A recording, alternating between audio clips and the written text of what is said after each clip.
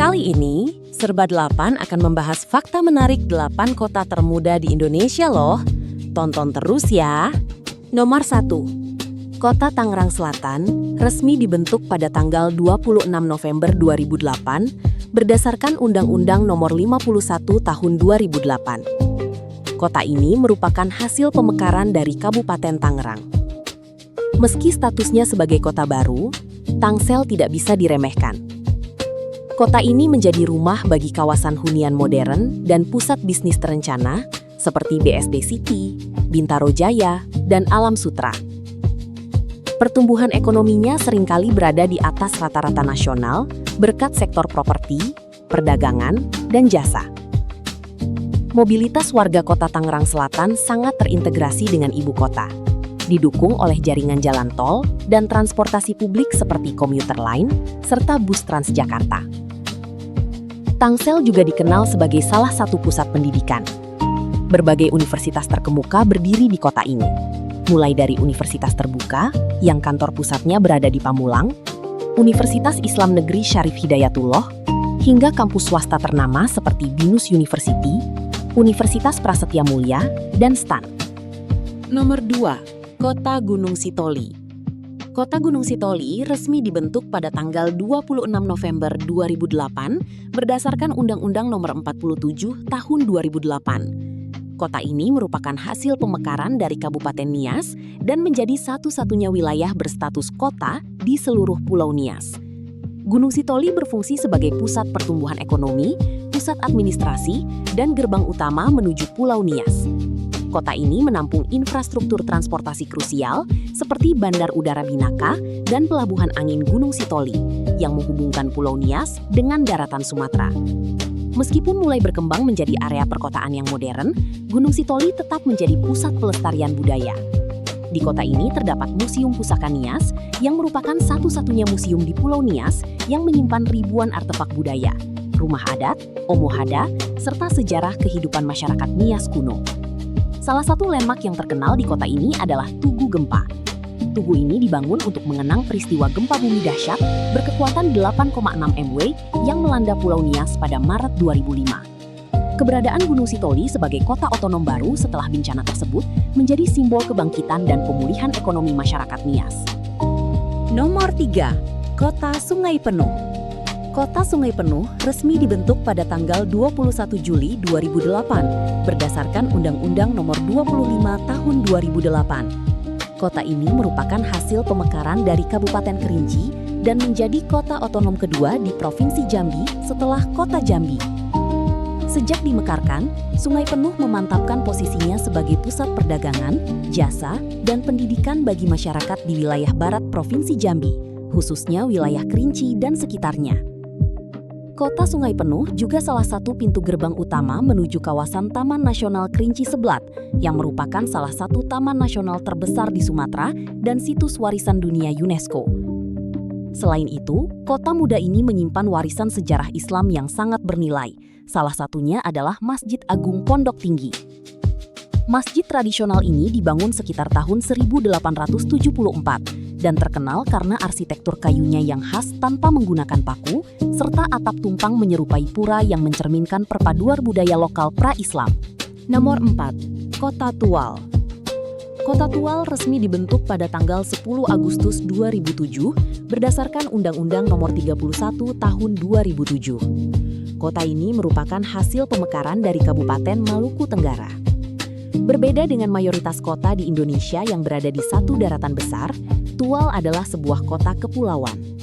Wilayahnya terdiri dari gugusan pulau-pulau kecil di kawasan Kepulauan Kei, menjadikannya memiliki karakteristik geografis yang unik dengan garis pantai yang sangat panjang. Kota Tual merupakan salah satu pintu gerbang utama untuk mengeksplorasi keindahan wisata bahari di wilayah Kepulauan Kei.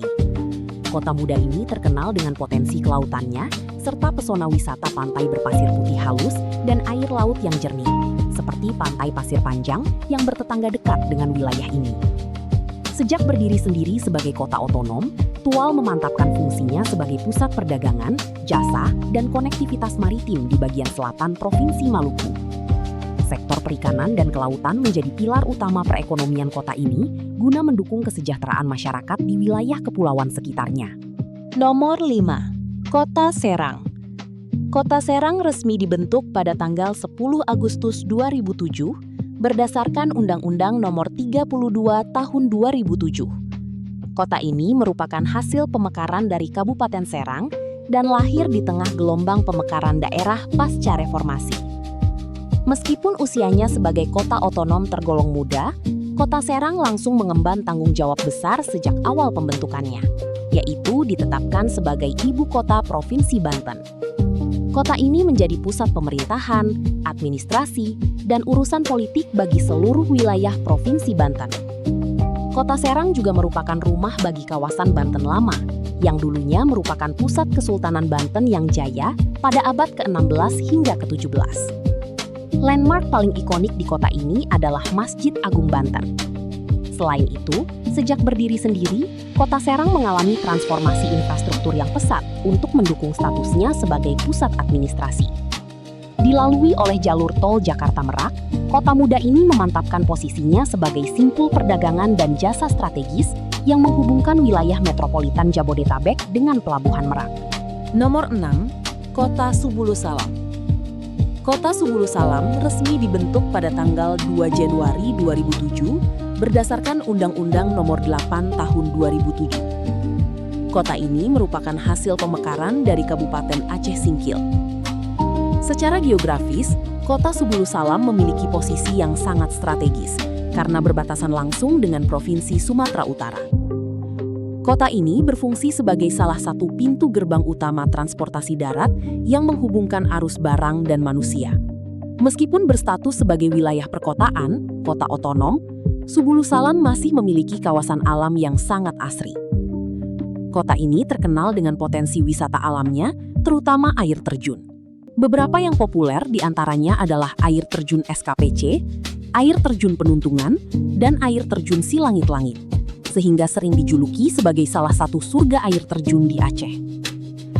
Berbeda dengan beberapa wilayah di Aceh yang didominasi satu suku, Subulu Salam memiliki tingkat keragaman suku dan budaya yang tinggi. Kota muda ini menjadi titik temu berbagai etnis, mulai dari suku asli Singkil dan Boang, suku Aceh, hingga suku pendatang seperti Batak Pakpak, Karo, Minangkabau, dan Jawa yang hidup berdampingan secara harmonis. Nomor 7. Kota Kotamobagu. Kota Kotamobagu resmi dibentuk pada tanggal 2 Januari 2007 berdasarkan Undang-Undang Nomor 4 Tahun 2007. Kota ini merupakan hasil pemekaran dari Kabupaten Bolaang Mongondo. Kotamobagu merupakan jantung sejarah bagi suku Bolaang Mongondo. Kota ini dulunya merupakan tempat kedudukan istana Kerajaan Bolaang Mongondo. Hingga saat ini, Kotamobagu berfungsi sebagai pusat pelestarian adat, bahasa, dan budaya leluhur masyarakat Mongondo. Di sektor agrowisata dan kuliner, Kotamobagu sangat terkenal dengan komoditas kopi organiknya, khususnya kopi Kotamobagu, jenis Robusta yang memiliki cita rasa khas dan diolah secara tradisional.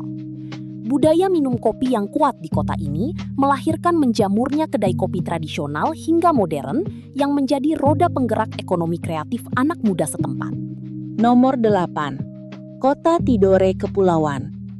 Kota Tidore Kepulauan resmi dibentuk pada tanggal 25 Maret 2003 berdasarkan Undang-Undang Nomor 1 Tahun 2003. Kota ini merupakan hasil pemekaran dari Kabupaten Halmahera Tengah.